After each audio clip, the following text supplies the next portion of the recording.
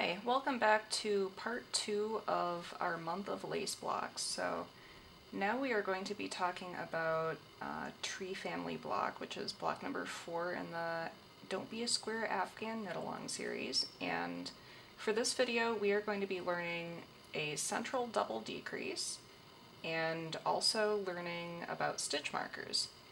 So this is what the chart for block 4 looks like. You can see this little sort of pointy thing with the thing in the middle. That stands for a central double decrease, which we're going to be doing. And then the red lines here indicate where you have a marker in your knitting. So if you've never used stitch markers, you're going to learn how to make them, and make them from trash is what we're going to be doing. It's my preferred method.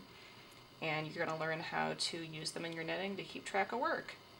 So here we go. Let's start knitting.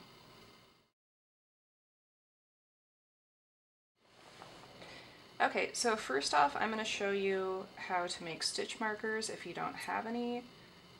Just find an old piece of scrap yarn, you know, maybe the same weight as the yarn you're using, it doesn't really matter too much, just a piece of string of some sort. And tie it off, tie it into a double knot, little loop like that. I don't know, I think I'm cutting off maybe 3-4 inches there, which is a pretty good size. All it really needs to be is secure, and the loop needs to be big enough to go over your needle. So I'm going to use 2 markers here. There we go. Bam, bam. Totally free stitch marker. It's not as cute as some little stitch markers you can buy, but it works just the same. So what I'm going to do here is I'm going to do the first few rows of the tree family block. I already have a little garter stitch border here. So I'm going to start in with row 7 is what I'm going to do. So I'm going to do the little 3 garter stitch border, and then I'm going to knit 2, and now I'm going to place marker like the instructions say to do on row 7. So by placing a marker, I'm simply going to take the little loopy loop, put it on my right needle, and I'm going to keep going. Now I'm going to knit 11,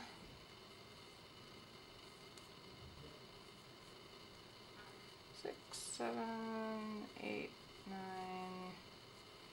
10, 11, place another marker. So these markers indicate the red lines basically on the chart.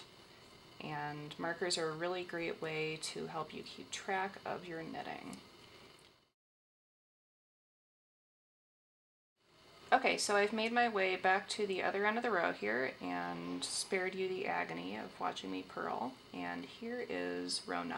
So I'm going to start with 3 edge stitches, garter stitch. I'm going to knit to the marker. So I'm going to knit up to the point of the marker, slip marker, which just means I'm transferring it from one needle to the other, and that lets me know that now it's time to begin the stitches within the red lines. First we've got a yarn over, which you learned a couple weeks ago and now you're a pro at. So I'm going to yarn over, and then I'm going to purl 4. Now it's time for a brand new stitch called it's a variety of a central. A central double decrease is just kind of a generic term for when you decrease 2 stitches in the same maneuver and they're like centered. So this one, I'm going to slip 2, knit 1, pass the 2 slip stitches over. So first I'm going to slip 2. So you remember when you learned how to knit 2 together? It's kind of like that, but I'm not actually going to knit them together. I'm just going to slip them together knitwise.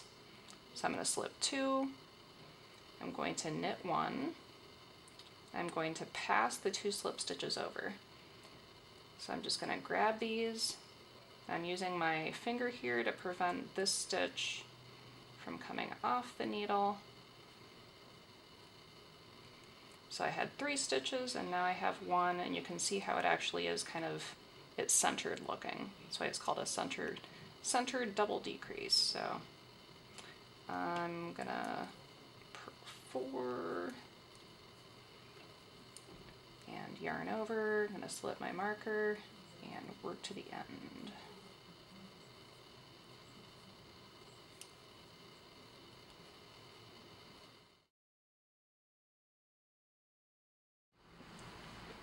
Okay, so now row 10 is all done there, and row 11 I'm going to start it on.